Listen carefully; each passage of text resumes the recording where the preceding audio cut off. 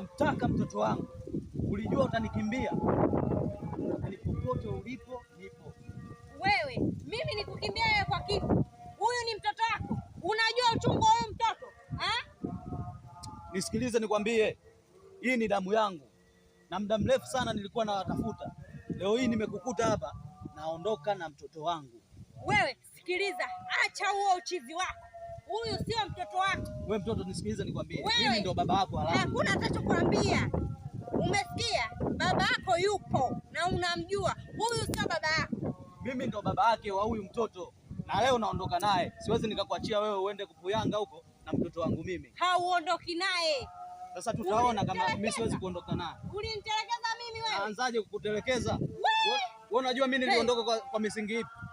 Uliondoka kwa misingi gani? Uliondoka kwa misingi gani? Mimi niliondoka kikazi. Yaani wewe toka hapa. Leo unaondoka na mwanangu. Hauondoki naye. Unamjua wewe huyu?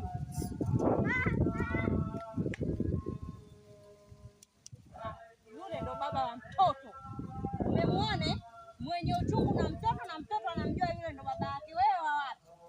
Katafute mwanamke uliokamjaza mimba. Yaani Sami, unataka uniambie unaishi na mwanaume mwingine? Ulifikiri mimi wao? Sio wao mimi.